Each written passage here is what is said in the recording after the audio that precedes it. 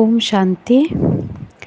आज से हम एक नया एक सीरीज़ शुरू करने जा रहे हैं जिसका नाम है अ चाइल्ड इन द वूम। ये जो टॉपिक है अ चाइल्ड इन द वूम बहुत ही गहरा टॉपिक है और ये दूसरे सभी टॉपिक से बिल्कुल अलग है।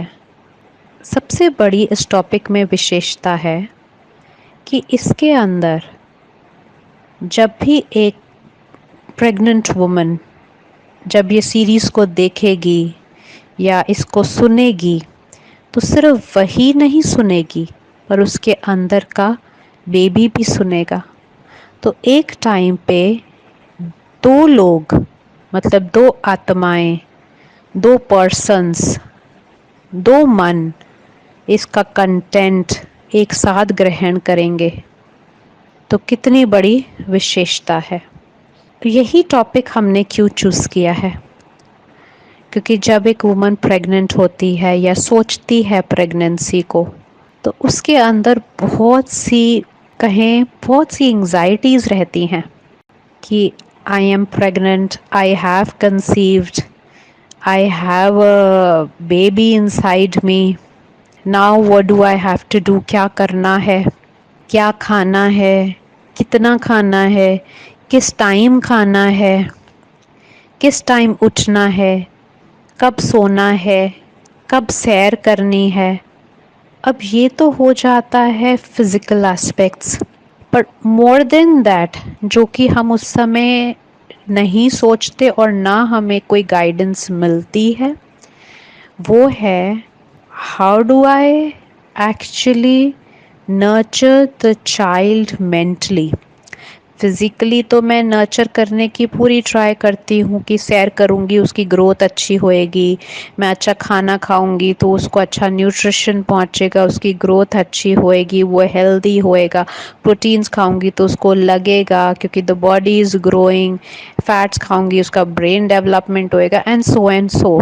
But the other aspects about the behaviour of the child, कि वो जब आएगा तो उसका बिहेवियर कैसा होगा, दूर दूर तक मेरे दिमाग में नहीं जाता कि in these months I can actually work on his और हर behaviour. This is the actual time कि जैसा मैं चाहती हूँ वो बच्चा वैसा उसको मैं उस समय घड़ सकती हूँ। रादर हम इस वे से सोच सकते हैं कि आई can actually become a beautiful artist during 9 months, not in the terms of paintings and the drawings, but in terms of that how I want a child to be. Again, not in the terms of कि वो बहुत गोरा हो और उसकी eyes बहुत beautiful हो, उसके नैन नक्श बहुत beautiful हो, वो एक aspect है। But the other and most important aspect is कि वो कितना lovable हो, कितना respectful हो, कितना regard giving हो, कितना सबके साथ हार्मोनाइज करके चले, कितना हर किसी के साथ एक ब्यूटीफुल बॉन्ड में रहे, है ना। तो वो चीज़ हम इस समय as a sculpturist, as an artist उस चाइल्ड इन द वूम्ब को हम घड़ सकते हैं। But how do I do? जैसे कि स्कल्पचरिस्ट को पता है कि इतना मिट्टी लेना है, इतना क्ले लेना है, इतना वाटर लेना है, इतने टर्न्स उसको घुमाना है, इस वे से हाथ रखना है, and then the beautiful pot would be made and the pottery is out in the market.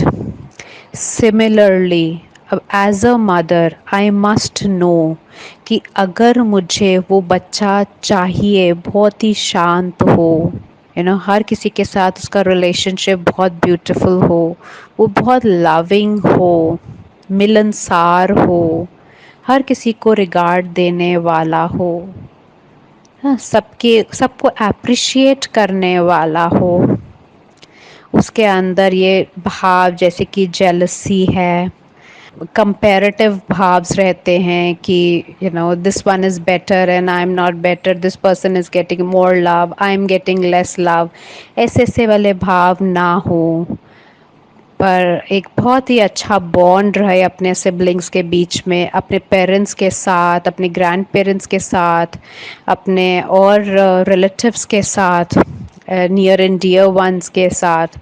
Then what do? I can actually build those sanskars during these months, and these संस्कार्स are called as गर्भ संस्कार्स. और ये जो गर्भ संस्कार हैं सिर्फ एक माँ ही भर सकती है. और उसके भरने का तरीका क्या है?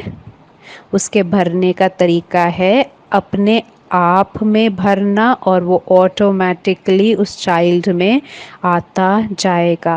This is a very beautiful procedure, very beautiful procedure. Example, जैसे कि मैं एक मटके में भर रही हूँ, मटके में एक होल है और उस होल के नीचे एक बाल्टी पड़ी हुई है. तो जैसे जैसे पानी मैं मटके में भर रही हूँ, वैसे वैसे उस होल से उस बाल्टी में जाया जा रहा है, जाया जा रहा है. वैसे ही जैसे मैं अपने आप को चेंज करती जाऊंगी कि I have to behave very nice with everybody, I don't have to be angry means I have to be very much at peace during these 9 months. सबके साथ बहुत हार्मोनाइज होके चलना है, अपने आप को शांत रखना है, किसी की लाइफ नहीं देखनी, किसी का कंपेयर नहीं करना, है ना. अच्छी स्पिरिचुअल विजडम लेनी है, अपने आप को इमर्स्ड रखना है इस विजडम के अंदर. तो वैसे वैसे एनर्जीज मेरे में आती जाएंगी और उस मटके के होल से, जैसे कि मुझ आत्मा से, उस में जाती जाएंगी. And this is a very beautiful procedure of transference of sanskars from one soul to another in the womb. और ये बेस्ट टाइम है जब संस्कार्स की ट्रांसफरेंस होती है. तो ऐसे हम मिलते रहेंगे with topics going deep and deep and deep. We'll be talking about the physical aspects, about the growth and about things जिससे कि हमें अंदर से पता चले कि कैसे एक आत्मा आती है. It becomes a child in the वूम. उसका पहले का टेम्परामेंट कैसे होता है, उसके अंदर कैसे विचार चलते हैं, और जब वो वूम में होता है तो उसका कैसा एक्सपीरियंस रहता है, उसकी क्या कैचिंग एबिलिटीज़ होती हैं, वो क्या हमें सुन सकता है, क्या वो हमें देख सकता है, क्या वो हमें एक्सपीरियंस कर सकता है, उसकी सोच कैसी कैसी चलती है, हमें कैसा सोचना चाहिए ताकि हम उसको कंफर्ट कर सकें, एंड सो ऑन.